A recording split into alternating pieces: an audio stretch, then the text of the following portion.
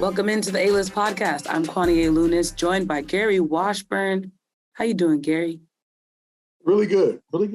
Yeah.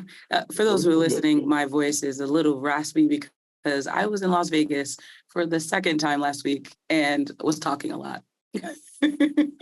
Shocking. For a conference. Yes, of course. All professional reasons, but as you can tell, I like talking, so not the best voice right now. But we're going to get through this episode because we have a lot of rumors to talk about, reports. Some would say rumors, some would say reports. But let's start with Kevin Durant. The saga continues. Every time we think we have leeway and we're just chilling, there's another report. And the most recent one is the fact that Kevin Durant is interested in playing with none other than the Defensive Player of the Year, Marcus Smart. Gary, what do you think about those thoughts? Well, I think it's really hard to determine at this point what Kevin Durant, because he's not really speaking for himself. He's we're only hearing reports, and obviously I do think, in Sham's report, that he did demand that the Nets fire Steve Nash and Sean Marks for him to stay in Brooklyn. But I don't know some of the stuff that's circulating. It's hard to really determine what Kevin wants. Mm. And I want to reserve judgment until we hear really what's going on in his head, because I don't think we know. I mean, obviously he wants to play for another team besides the Brooklyn Nets. The Nets are going to get the best deal that they get for their franchise. I don't think they really care about Kevin's welfare in the situation. If it's going to send him to Minnesota, Charlotte, Houston, Memphis, wherever it is, it's going to be the best deal for him. They're not worried about his particular desired destinations. So I do think that they have to be, the Nets are going to do what's best for them. And, this whole thing, well, Kevin wants to play in Boston, that's really nice. But there's no way that the Nets are going to take anything besides Jaylen Brown, Marcus Smart, and multiple draft picks and probably another player for Durant. So for Durant to say, well, I don't want to go there unless it's Marcus Smart, it's just kind of meaningless at this point, because I think that, one, the Nets don't care about what he wants or what he thinks at this point. The relationship is pretty much severed, and the Nets are going to do what's best for them. And the Celtics have to ask themselves, is it worth it to really change the course of our franchise for 33, about to be 34-year-old Kevin Durant, who, when he's on the floor, is still a flawless, prolific scorer, but he's going to go maybe 60 games a year. He's had some lower extremity injuries over the past few years that have slowed him down. So that's a lot. And with 4 more years left in his deal. So it's a lot here. And I think the Celtics are going to probably move forward and not even go through with this. Although Kevin has, said, hey, I want to play for Boston, which I just want to see what Kevin says himself. Yes. And of course, that's the way the industry works. It seems as though there are a lot of sources and people that are reporting on different aspects of what he's desiring. But to your point about Brooklyn, Joe Tsai, the Brooklyn Nets governor, actually took to Twitter to say on Monday night that he basically had the back of the front office and the coaching staff, which kind of defeats the report from Kevin Durant of making him choose and having that ultimatum of whether or not they're going to keep him or keep their coaching staff. So that kind of alludes to the point that you just mentioned, that the relationship is severed in Brooklyn, and now it comes down to whether or not Brooklyn's going to figure out somewhere for him to land. Another interesting spot that's been reported is Philly. How could you see him fitting into the Sixers roster? And play with Harden again? That just makes no sense. But does that mean Kyrie was really the issue? Yeah, I'll let you continue. Obviously there's some beef between Durant and Harden. Yeah. So I just don't see Philadelphia as an option. What does Philadelphia have to give more left that they have to give Brooklyn for Durant? Right. Joel Embiid would be it, right? They're not trading Embiid for Durant. Who else? Tyrese Maxey, Matisse Thybulle. They'd have to gut all the young players on their roster and then throw out Embiid, Harden, and Durant and just hope to win, because, remember, these two teams just did a major deal a few months ago. So the fact that Philadelphia is on his preferred list, I mean, that's really nice. But as I said, these preferred lists and what Kevin Durant wants at this point is completely meaningless because Brooklyn is not going to be on, they don't really care. He has already said, fire the coach or fire the GM and I'll come back. Mm-hmm. So obviously that ruffled feathers, which is understandable. But going back to that point of him making them choose, if you were the GM, I know you're not, or the governor of the Nets, who would you pick? Would you keep a star in Kevin Durant and try to make it work and build around him? Or would you be willing to take the side of your front office and coaching? Well, honestly, I don't think Steve Nash has done a great job as a coach. I think he got completely outcoached by Ime Udoka in the playoffs. Just because Steve looks like a coach and he's a two-time MVP and a point guard, and he looks smooth, it doesn't mean he's a great coach. So I can understand Kevin Durant's upset, anger, and disappointment and disdain with Durant. Like Marks, I'm not really sure why Marks has tried to do everything he can. I mean, let's go back to 2019. Like Marks signed DeAndre Jordan to a 4-year, $40 million deal when the league knew that DeAndre had lost more than 2 or 3 steps. Like we're not talking about LA Clippers, Lob City DeAndre Jordan. We're talking about like an aging DeAndre Jordan, which I said, like, was an impactful player during his time. I mean, he was one of the best defensive centers in the league, but they added him because Kevin wanted that. So, I think the management has kind of done what Kevin wanted. They dealt with Kyrie Irving. They brought him along because it was going to mean Kevin. So for me, I'm not sure why Kevin is upset at Sean Marks. Steve Nash, I can understand. Nash has not been the greatest coach. He seems a little bit over his head. They didn't make any adjustments against the Celtics in that series to even win one game. So if I'm Durant, I'm like, okay, this dude's over his head. But Marks is something that I don't know if that's personal, but I'm not sure why. But Nash, I would consider if he had said, listen, I just want a coaching change. Like Nash is over his head. This is the A, B, and C reasons why he is. I might consider that because Nash has not done a good job. But Marks, I don't understand that one. Before we move on, we have to give a shout out to our teammate that we actually appreciate, and we're not trying to trade, Indeed.com. They are the hiring platform where you can interact, interview, and hire all in one place. Cough, cough, Nets. I think you need an Indeed account. Instead of spending hours on multiple job sites searching for candidates with the right skills, Indeed's a powerful hiring partner that can help you do it all. They have great talent through their time-saving tool that's called the Indeed Instant Match, assessments as well, and interviews that you can do virtually.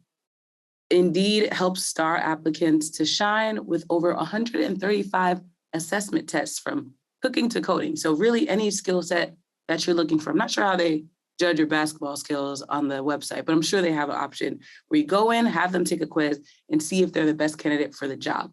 If you are looking to hire for your small business, they are the only job site where you can only pay for applications that meet the must-have requirements for your job. All you have to do is go to Indeed.com/A-list, and you can actually start hiring right now with a $75 sponsored credit ad to upgrade your job post on their website. Once again, all you have to do, go to Indeed.com. You'll get that $75 credit, Indeed.com/A-list. That's where you can get a discount for your job hiring. So need to hire, you need Indeed. Once again, that's Indeed.com/A-list. Terms and conditions apply. Gary, we've been talking about Kevin Durant. We still don't know where exactly he's going, but the one thing we do know is that wherever he ends up, it will somehow affect the Boston Celtics. Wow. What do you think will be the biggest impact on this Celtics roster? Obviously, depending on where he ends up. Well, I just think the Celtics have to worry about themselves. Like, let's not, like, wherever Durant goes, they're going to be a good ball club. But the Celtics still get that third center filled. They need to just worry about themselves. Like, and address some off-season issues. Robert Williams' health. How is his knee? Jaylen Brown's mentality. Is he ready after being, kind of thrown into these trade talks? Jason Tatum, is he healthy? And is he rested? And is he ready to atone for a really below par NBA Finals? I think the Celtics at this point need to worry about themselves. And it wouldn't hurt if they added another free agent or two to the roster, another shooter or someone who could help them maybe win a couple of games here and there. Not a major contributor. I think those guys are all gone. But there's guys out there who could help them. And I'm sure they're looking. So the Celtics need to worry about them, be concerned with themselves. Don't be like, hey, let this Durant stuff, to me, if I'm on the Celtics, I just don't think it's right. I just don't think it's going to work out. I just don't think it's a good move for this franchise to sacrifice everything for a guy who was turned into a very temperamental player because, he wanted out of Oklahoma City because of Westbrook. Then it didn't work out. He got into it with Draymond in Golden State, but he never felt like he was a number one guy or he was never going to reach Steph's status in Golden State. He wanted his own team. So he lets Kyrie talk him into signing with Brooklyn, sight unseen. He didn't visit Brooklyn. He was like, all right, I'll just go to New York. They sound cool, on Kyrie's urging, and look how it's turned out. It's the third consecutive stop that Durant has either been unhappy. So you got to think, is he going to be happy his next stop? That's going to be all good. Like it's sort of like the James Harden situation where he wasn't happy in Houston and he wasn't happy in Brooklyn. Now Philadelphia, you have to hope he's happy there. It looks like he probably is at this point. So if I'm the Celtics, I do not break up my team. I think Celtics need to concentrate on themselves, concentrate on trying to beat the Milwaukee Bucks. They're going to be a juggernaut. And the rest of the teams, I think, Miami hasn't really done a whole bunch to improve. Philadelphia is going to be a sneaky good team. And then you got teams like Cleveland who are going to emerge, young Cleveland, Atlanta, with DeJounte Murray and Trae Young at that backcourt. They made some moves, got him, upgraded some positions. So there are some teams that they look out for. So let's let the Durant situation go, see what happens in October, and concentrate on all their summer issues. Robert Williams, Tatum and Brown, and hopefully guys like Derek White can improve his jumper. Peyton Pritchard can become more poised and become a better contributor, and they keep it moving. All right, I get it. Celtics should just move on, focus on themselves. But with that being said, one more time going back to KD, what do you think this entire saga does for the idea of player empowerment and really being able to take their careers into their own hands? Well, it's twofold, Kwani, to me. It's, player empowerment, but just wait till the collective bargaining agreement comes up and these owners or governors start bringing up the Ben Simmons situation, like this whole, y'all, they're going to say the minute something don't go your way, you just can't ask out with 3-4 damn years left in your contract. It makes the league look bad. It makes the league look like these players look like a bunch of carpetbaggers, It makes them look like they just it's all about me, and they've got to make a commitment. So I think that there's, I'm not saying everybody's like this, but there's an overall look at the successful franchises. The Warriors, they're a happy team. Steph's happy. He ain't going nowhere. Clay happy. He ain't going nowhere. The most successful teams have the most successful players. Some of these dudes who just bounce around and all that. Right. You gotta pick a place and that you want to play, and you got to invest your own personal stake in it, and your reputation too. You can't blame everybody else. KD can't walk away from Brooklyn and go, y'all didn't treat me right. They got the players he wanted. They paid him what he wanted. They got his boy Kyrie, and what didn't Brooklyn do? You know what I'm saying? What's going on? Why is Brooklyn so? I think that this is going to cause more issues, division between the players and owners, like there was in the lockout in 2011. Now, I'm not predicting a lockout this time, but I think the players and the owners are going to have to discuss, okay, what's going on here? The owners are like, we can't do this. I'm unhappy. I refuse to play. I'm not showing up to camp. Y'all just going to move me. Like that puts organizations or franchises, it damages their reputation, it puts them in bad positions and forces them into franchise chasing trades that might burn them for the next decade, right? You look at what Houston got for James Harden, not all that much, okay? Look at what some of these franchises did to try to get rid of a guy, and usually you don't get your money back on that deal. So I think this will cause some dissension between the players and owners. And, is this player empowerment? I guess so. But sometimes this stuff ain't making no sense. It's not like Brooklyn decided, okay, Kevin, we're going to rebuild, but we still want you around. Right. No, they're signing TJ Warren. They traded for Royce O'Neal. They brought back Patty Mills. Like Brooklyn's like, no, Kevin. Like we're gonna make a run at this. We're gonna improve. We're gonna go for this. And I'm still ain't happy. Mm-hmm. Now, if there's good reason to me, like I said, the team decides to rebuild and pull the rug from under you. They re-sign you to a contract, then suddenly say a year later, oh well, we're gonna go young, but we still want you here. Like that'd be different. To me, that's not the case here. Brooklyn's still trying to win. So what is like, we can't get caught up in this temperamental situation. What did Philadelphia do to Ben Simmons? Like people criticize him because he had a terrible series and he didn't want to shoot. That's their fault. What responsibility has Ben Simmons taken? And what responsibility in the fate of the franchise has Kevin Durant taken?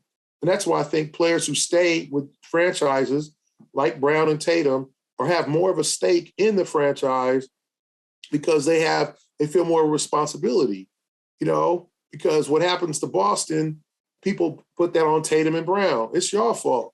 They put some of it on Brad and, people blame, Hayward over the years and Kemba Walker and all that and Marcus Smart here and there, but that's on Tatum and Brown. The finals, they're taking the brunt of it. It's their team. And that's why you have more of a stake. So I think this is going to cause more of an issue in the collective bargaining agreement that's coming up in December. Either side can opt out in December and get a new fresh deal. Yeah. So let's see what happens and what the owners or governors say when they go to the table and go, okay, James Harden situation, Ben Simmons situation, Kevin Durant situation, we don't like this. Yeah, really good point. Before we close out, we want to go around the NBA. And let's talk about Donovan Mitchell real quick.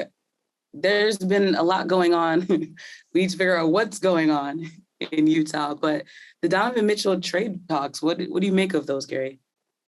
Well, are there trade talks? What are the Knicks? Because obviously the Knicks are the team that, are targeting Donovan Mitchell, maybe Miami Heat. But Danny's going to make the right deal at the right time. And he doesn't have to trade Donovan Mitchell. There's no necessarily need to trade for Donovan Mitchell. The question is what he thinks of Donovan Mitchell and whether he thinks he can rebuild a franchise around Donovan Mitchell, or should he start over? He's got a bunch of draft picks in the Rudy Gobert trade. But Utah's not a terrible team. I mean, they have some talent. They got some guys who are going to play hard, new coach in Will Hardy. So the question is, how much faith do you have in Donovan Mitchell to lead your franchise, to be that like transcendent guy? And do you keep him or do you move him to New York? And then what do you want from the Knicks? Do you want a bunch of young guys with the salaries match? What are the Knicks willing to gut their roster for basically Julius Randle, Jalen Brunson, and now Donovan Mitchell for three guys? Is that going to win you a chip? Is that going to help you compete in the East? Because the Knicks are trying to compete in the East, right? They're trying to get far. Now they've gotten better with Jalen Brunson. They sold all out for Jalen Brunson. We'll see how that works out. A guy who's never been an all-star. They just sold everything out. They got rid of Alec Burks. They got rid of Nerlens Noel. They shipped out Kemba Walker. Like lost a couple of key guys to make room for Jalen Brunson. But it's like, well, how much left? Because they've drafted well. Jericho Sims, Quentin Grimes, Emmanuel Quigley. They have a group of young players. Utah's going to ask for those guys. So are you willing to gut your roster? And they might ask for RJ Barrett. Are you willing to gut your roster for that and just kind of run Randall, Barrett, Brunson and Mitchell out there, and then Mitchell, the big man, Mitchell Robinson.